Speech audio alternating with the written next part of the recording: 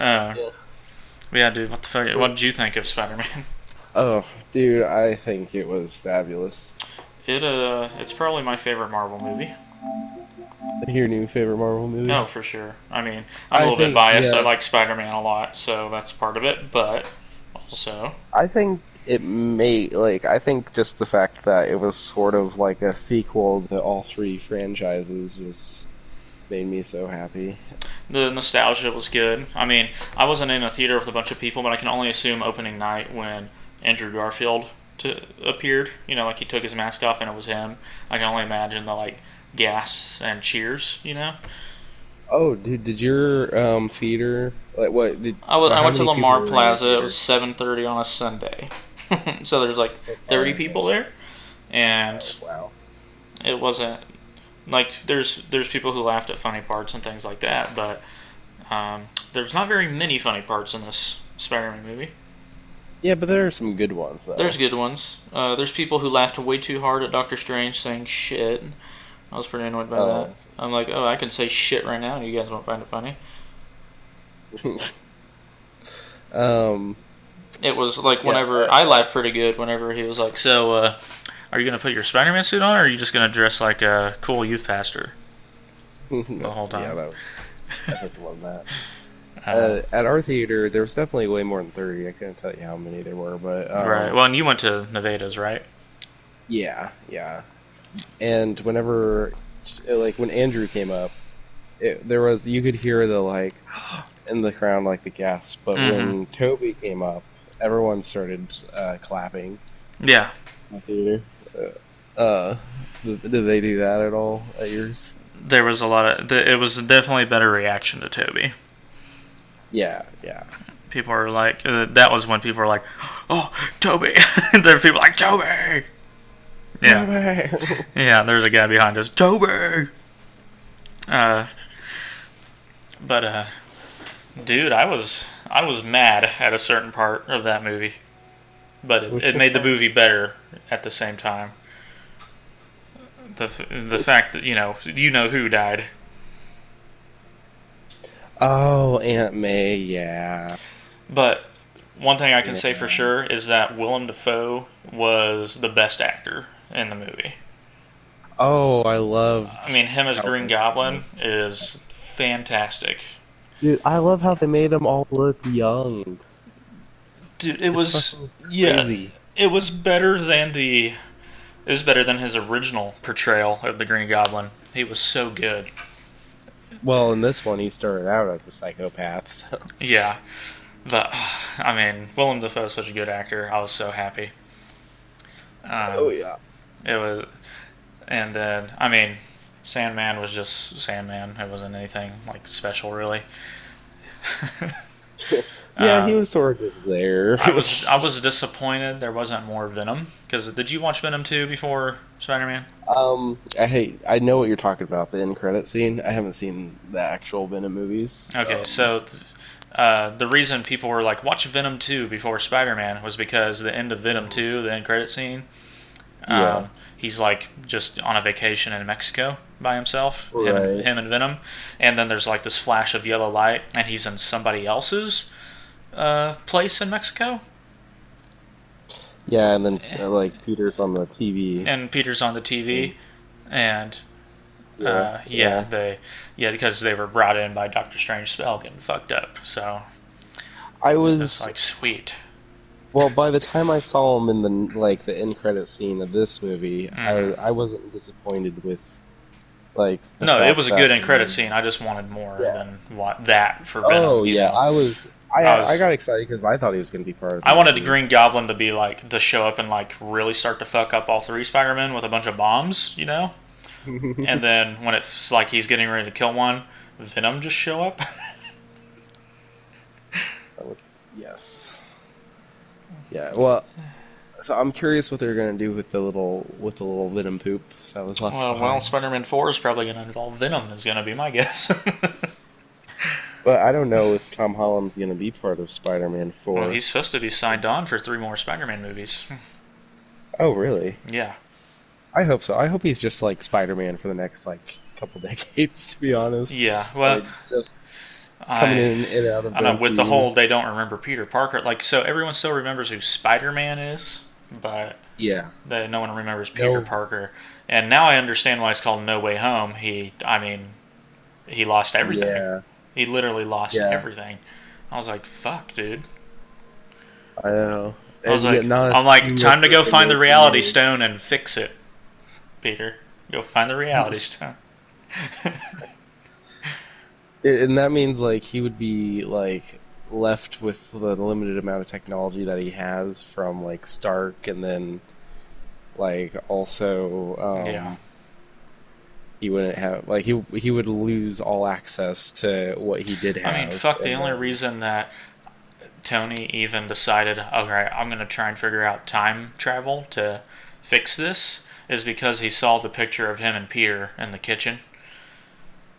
Like hmm in Endgame, he did it for Peter. It was like the whole reason everyone was saved was because of Peter Parker. yeah, and And now no one like remembers him. Happy's It's like, fuck, I hate it. At the same time, it's really good storytelling. It's yeah, like, how much shit yeah, are they going to make this Spider-Man go through? You know? right. And Uh, also like Happy saying later in the film that like he doesn't think Tony would have done it if he hadn't have known that you were here and okay again. uh-huh. Yeah, it's heartbreaking stuff, dude. I hate it. But I'm excited. Have you been keeping up with Hawkeye?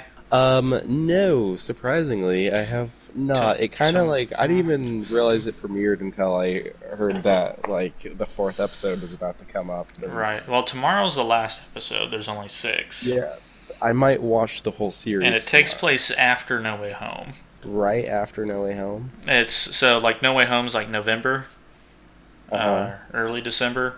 Uh, Um, Hawkeye is like a few days is like a week before Christmas and leading up to Christmas. they're doing like they're making like the timeline placements more obvious in the movies. I've noticed like Yeah, I'm still trying to they'll figure out make sure that exactly the holiday where surround is mentioned. where Falcon and the Winter Soldier is in the timeline. I think it's supposed to be I don't know, it's sometime around No Way Home. I remember looking that up, and It's after WandaVision. I think WandaVision's mm, first out of the shows. I know WandaVision happens like right after Endgame. Yeah, I think it It's is like the like it's first like half. 3 months later. Oh, is it three?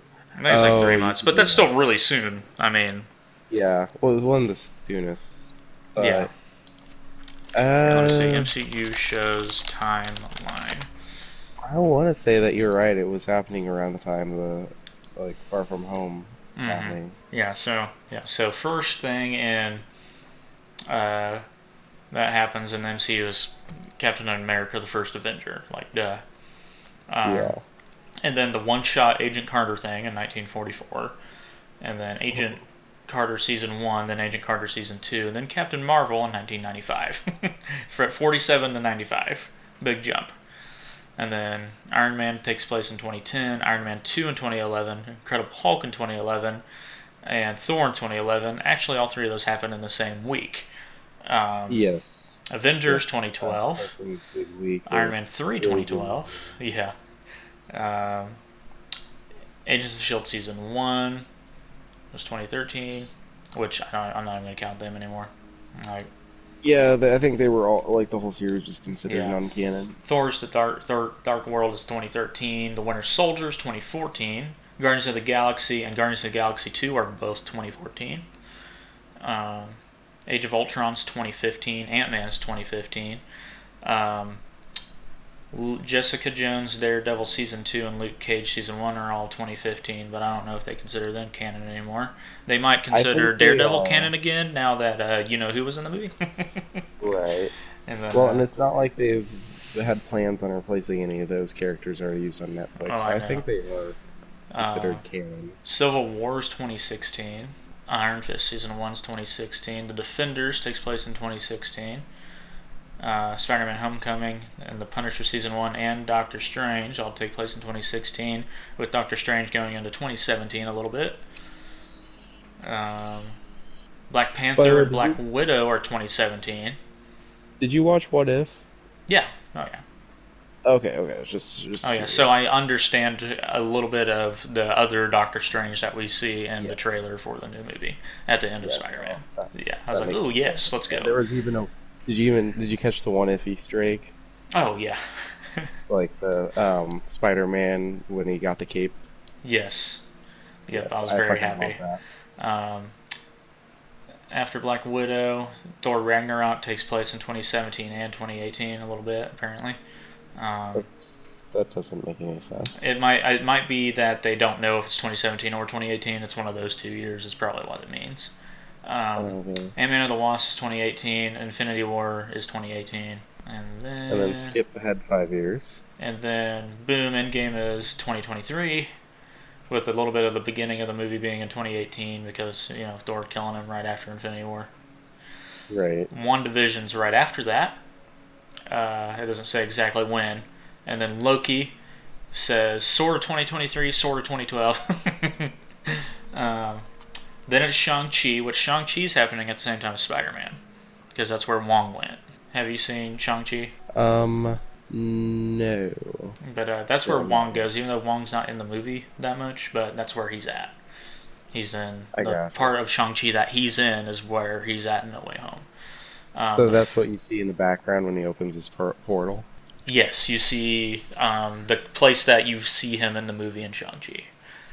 The same city. That's cool. Um, That's very neat. and then Falcon and the Winter Soldier.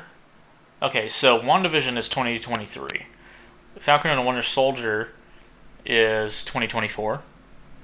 Okay. So is Far From Home 2024, and so is No Way Home 2024, and so is Eternals 2024, and then Hawkeye. Eternals is after Spider-Man. Okay, I haven't seen it. In the timeline I have, it does not connect to Spider-Man in any way. It's probably the worst Marvel movie. Was it as bad as everyone's saying it was? No, it's still a good movie. I mean, it's a decent movie. It's not. I don't know. There was not enough of the character I wanted to see a bunch of, and that was Black Knight, Kit Harington, Jon Snow in Game of Thrones. There was not enough of him, or it would have been better. Plus Eternals, it's just, I don't know, they kind of made it weird. You'll just have to watch it to see what I mean. But it's not, it's just bad for MCU standards. MCU movies are all, like, good. I don't know, Thor the Dark World might still be the worst one, actually. That's a good possibility. It's probably better than Thor 2. And also, it's just not characters that you can really get, like, attached to in Eternals, Well, there's so many of them on the screen at once on that one, without like any slow introduction to each one, like the Avengers. And it's not they're not like their comic counterparts at all, and they're really not. Really? I mean, they are, but it's not like it's not the same backstory. It's similar enough, but I mean, in the comics, Gilgamesh, he was a really good character in the movie. In the comics, he can fuck up Thanos by himself. And they don't really show off that power in the movie. Gotcha. Because Gilgamesh is literally, he's just an Eternal who is like super strong and durable. Like he's just Strong Boy. That's literally just his powers. He's just like, yeah, I'm really strong. Because Thanos is an Eternal with the deviant gene, who is also a mutant. I gotcha. In the comics, he is, anyways. And that's why he's purple, is because of the mutation, not the deviant gene. But I think what it is that his mom, one of his mom's ancestors, is a deviant. So like Eternals and deviants, so like they basically became, they appeared with the universe, like the Celestials made them kind of a thing, like when they made the universe. And then Inhumans and humans and Kree and all these alien races and stuff come from the Eternals and the Deviants. Like humans come from Eternals, I think Inhumans come from Deviants, something like that, or maybe Kree come from Deviants, I don't remember. They're just offshoots.